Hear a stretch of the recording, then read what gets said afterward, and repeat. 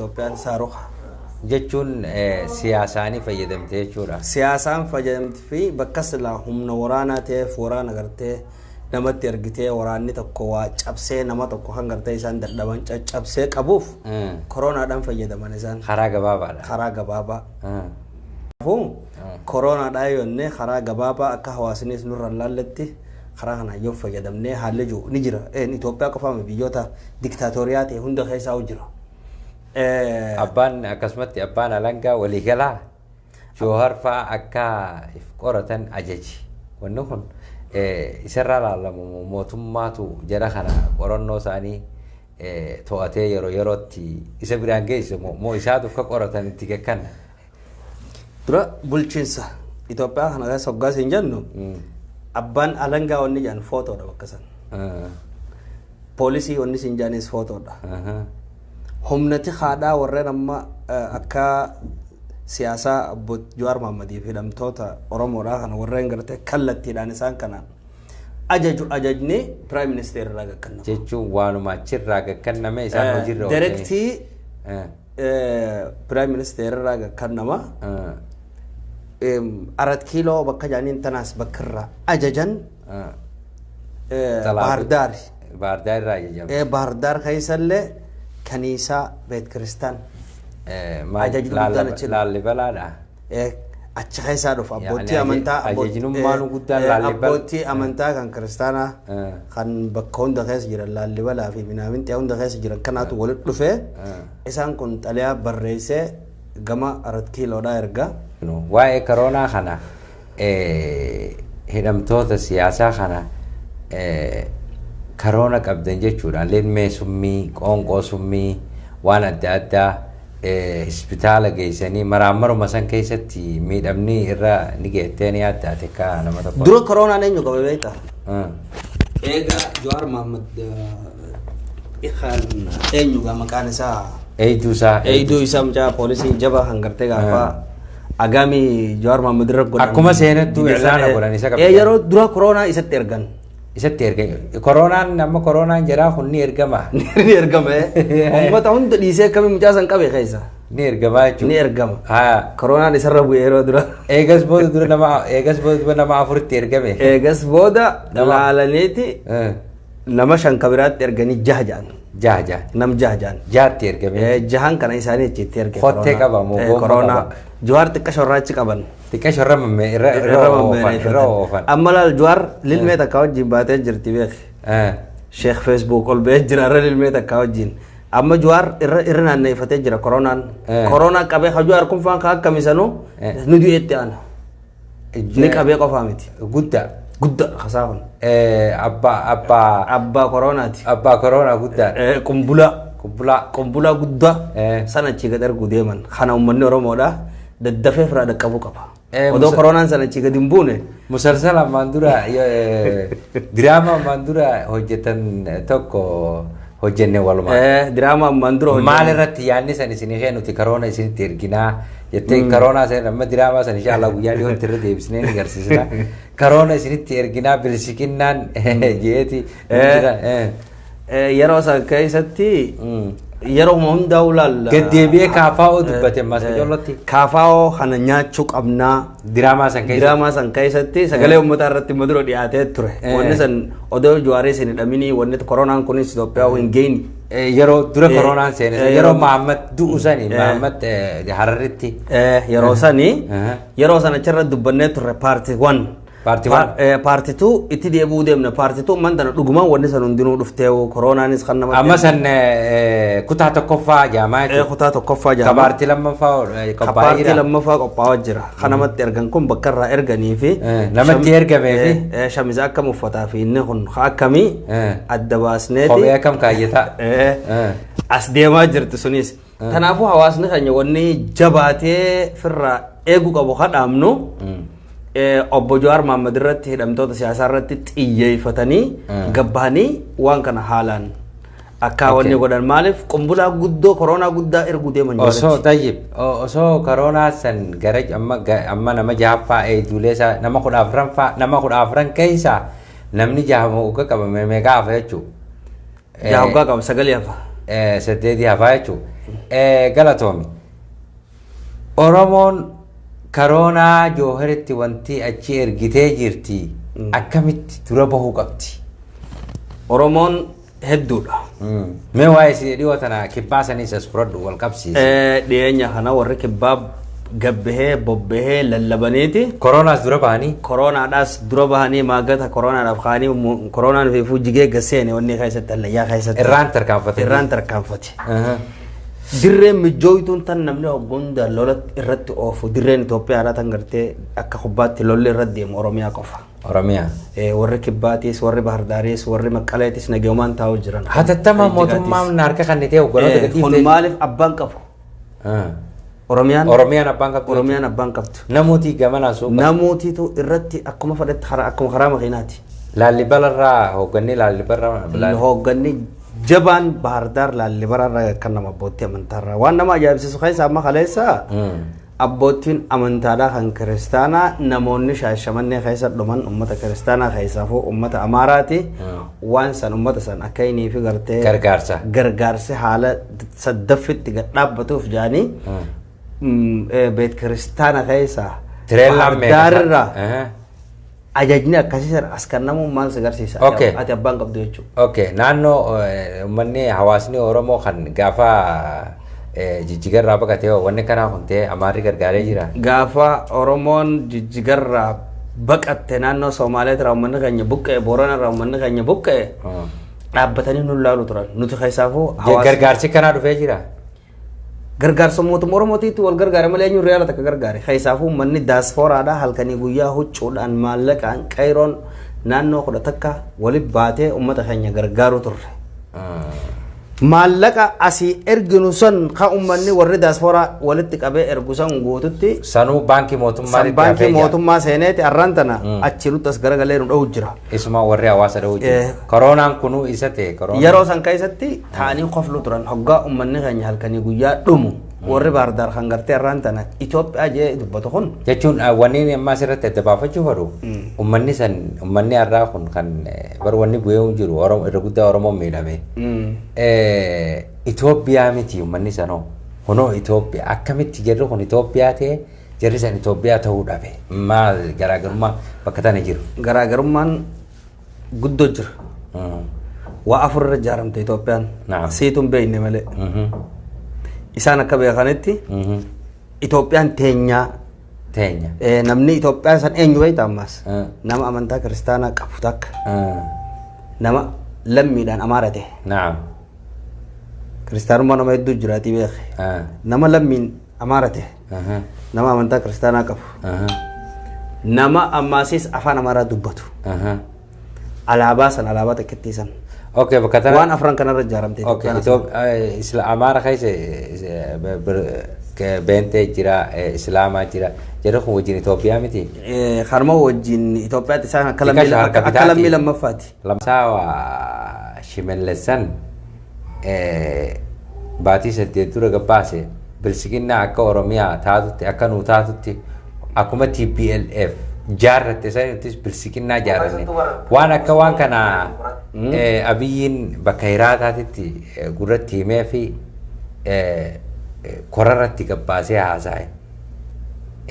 Abiyyi amma akkuma naafete haasa'uu jirru kanatti gurbaa bilisiginnaa tan akka nuu taatutti jaarranne gajjabeessi jeetiin sitti himaa atis fudhattee korarratti himtee eegas booda yeroo an korarratti himee as baase booda as deebitee lakki wanni Ramadaan jeesan dogongoraati itti gaafatamuu qaba jetta. Haala kanarratti wal dhiitan hin fakkaatanii bilisiginnaa. Kun diraamaadha. Kana jaarannee jee amma bakka kanatti Shimallis Abiyyi dogongorsiisee jechuu bar.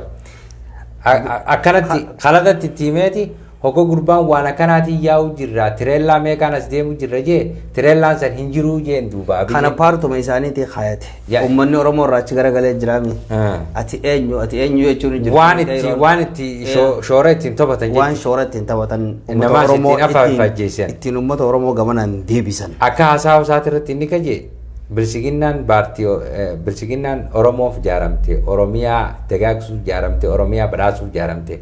Maaliif afaan Oromoo federaala godhuu dadhabde? Maaliif Finfinnee deebisuu dadhabde? Finfinnee dhiisi. Dirree dhawaa maaliif deebisuu dadhabde? biltsiginnaa wanni seen jaamu kun namni tokko maqaa qaba namuu maqaa qaba biltsiginnaa waan jo kana keessa badhaadhina jedhanii afaan oromootti waggaa deebifne wanni oojuu as keessa ni jira hin jiru hin danda'amu akkamti duba fuulduratti deemu badhaadhina godhuu dandeenya fuuldura deemuu dandeenya wanni kanaa kun ni danda'ama kuni biyyuma facaasa malee waan gartee hawaasni sirraa fudhatu hawaasa biraa qoteeti obbo Lammaa Magarsaa waggaa sinjaan qabsoo Itoophiyaa keessatti qabsoo Oromoo keessatti jiila amma keessa jiru kana keessatti Dr. Lammaa Magarsaati kan hedduu qabsoo Oromoo yeroof tobatee jechuu gaafas hedduu itti lafee tiim Lammaa jedhanii Lammaa inda gadduu jedhanii naannoo Oromiyaatiif naannoo Oromiyaa Oromaaraa waan jedhan takka waan jiru jira Itoophiyaa tana jijjiirama fiduudhaaf Itoophiyaa sus no je gaaf waan Oromaaraa waan jansan Lammaa jaare walitti fidee Itoophiyaa tana dhaabicha wanni dhaasan qoffisanii gama wanni itti utaalanii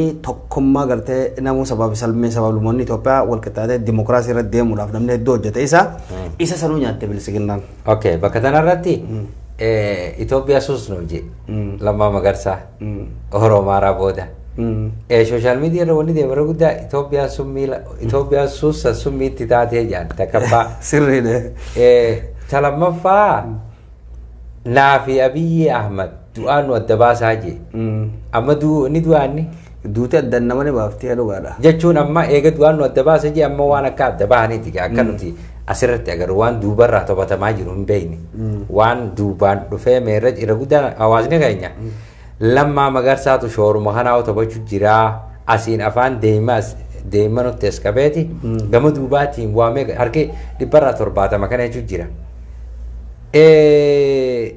bakka takkattis isaa fi Abiyyuu du'aan adda baasaa jee arra adda bahan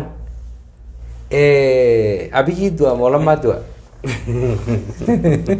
namni jiruunis ni du'a bakka tanatti Abiyyi ummata Oromoo ummata jara hanga nafxanyaa gartee warra Minilik Safaarii jedhaniin san malee ummata Itoophiyaa bira du'ee jira namni tokko waggaa jibbamee ummata biraa keessaa ba'ee duutee bira du'aatu adda baasee jechuudha amma du'aatu adda baase du'a jiruuti jechuudha du'a jiruuti amma bakka tanarratti laafon ummata Oromoo hin ganuudhaaf ummata Oromoo hin ganaarratti miti khalaas du'a adda baaseeti bakka sanitti okay bakka tanarratti Itoophiyaa summi taate Itoophiyaan suusin san summii isatti taateeti irraa deebi'e Okay, me bakka hogganoota sanitti adeebinu takkaleeyuma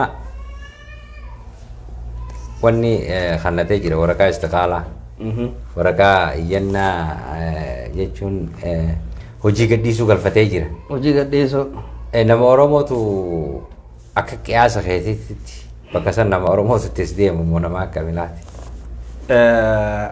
takkaleeyumaatii fi obbo Lammaa Magarsaa isaan lameen aangoon isaanii ammaaf lafa jirti qophooytee jirti bakka bu'aa isaanii isaan maqumaaf haa jiraatanii malee jechuun gara naftanyaatiirraa moo gara naftanyaan amma duraa'u biitii magaalaan Finfinneedhaa Addis Ababee inee gosti tiyya Addis Ababee jechuu turan namni biyya tana bulchu magaalaa tana bulchu Addis Ababee ta'uu qaba Addis Ababee dhaloota biyya sanii Amaara ta'uu qaba akkamitti naannoo biraarraa dhufee Oromoon nu bulchaa jedhanii yeroo hedduu dhiibbaa irra godhu turan gaafa biyyi nagee qabu san Addis Ababeen jechuun naannoo hobaati namni maan tana magaalaa tana bulchuu ta'u Addis Ababeedha akka lafa kaayametti bakka Lammaa sanoo eenyu seena bakka Lammaa qiyaasa keetiitti bakki Lammaa tun aangoon bakka Lammaa tun aangoo deenjar haxiira jaamti Raguddaan namoonni inni wooma tawqiyaa waraqummaa wanni godha malee aangoon guddoo miti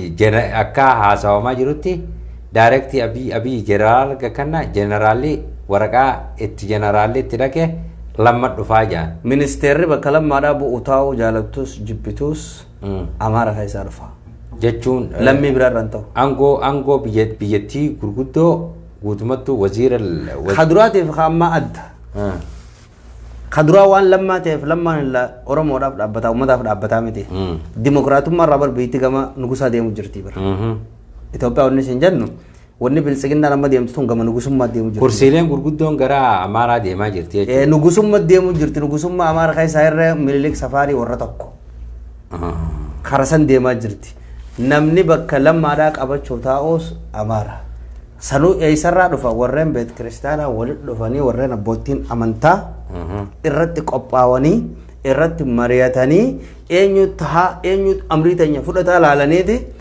Oromoo yoo ta'es Bahar Daarirraa waraqaan argamuu teessi. Itoophiyaa amma namni magaalaa Finfinnee Addis Ababaa magaalaa Madiinaa guddittii waannaa katamaa naguma jaammale ammaan tan waannaa katamaan guddoon bulchiinsi Bahar Daarirraa deema. Okay, gama kanattis Amaarri Shamallisaa buuyachaa jiran yoo Shamallis kanan gorraa buute Oromoof maaltu adda baha? Waa takka bu'aan qabu. Jechuun maaltu adda baha akka Bahar Daarirraa bulaa jiran moo akka ilmaan Oromoo bulchaa jiran bakka takkitti san addaan ni baatii fi sirriitti warra hafeef Oromoo amma warri irra guddaa adda baateef jirti. Harki dhibbarraa 80 kutee amma Oromoon warra deeggartoota Damoosaatii fi Maajaa Majuuj deeggartoota Damoosaatii fi deeggartoota Damoosa sanii warra maarree deeggaru kan. Kanaafuu Oromoo tanaaf amma yoo obbo Shamallis bakka sanirraa kutee takkalaanis kutee amma lammaa dhiisiyuu takkalaan yoo kute jarri nafxanyaan koo qabate akkuma jarri jedhutti Shamallis bakka tanarraa kutee namni biraa boostaadhaan arat kiiloo irraa itti ergame Oromoo hamma hafe kana barsantii 20 hafte tana tan Damoosaa addani baatii fi akka biyya san nafxanyaan bulchaa jirti. Addani baatiif amma eenyu bakka Shamallis namni dhufu taa'u nama afaan Oromootiin dubbatu. Maqaansaa Oromoodha. Maqaansaa Oromoodha afaan Oromootiin dubbata. Ni bu'aa yaani isaan ni bu'aa buu.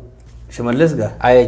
Yaani ni ajajni Bahar Daarirraa kan nama san ni dalagaa. Ni dalaga kamitti hin dalayne ajajni. Ajaja lammaa hidhee Jawaar hidheetu hin dalayne. Shamallis ittuun dhaabbatan. Nama afaan Oromootiin dubbatu. Kan lammiin abgaa laalte sin lakkaawwatu. Shan bakka achi kaa'u ta'an. Ajajni yoo eessarraa dhufa humna tikaatirraa itti dhufa. Humna tikaa namni bulchu mana muumichaa tiraarat kiiloo irraa. Waraqaan eessaa dhufti Bahar Daarirraa dhufti. Takkasiiti uummanni Oromoodha. Maali rakkoon Bahar Daar Oromiyaan Bahar Daariin bultuuf humnarra qabamu? Abbaan qabdu. Oromiyaatu abbaan qabne? Abbaan qabdi. Diqaalaa jechuudha. Abbaan qabdi diqaalaa. Osoo abbaa qabaatte alaabaa fi gad dhaabbatteeti akka Tigree sanitti iftaati. Amma Tigraay warri biyya san keessa dhalate poolitikoonni biyya sanii jidduu seenuu dadhabaniiti sodaatanii mootummaan naannoo kibbaa mootummaan South Afrikaa Dawub Afrikaa jedhaniini torra Mandeellaa isaanitti dhufee gidduu dubbachuu deema. Warra iftee jira jechuudha.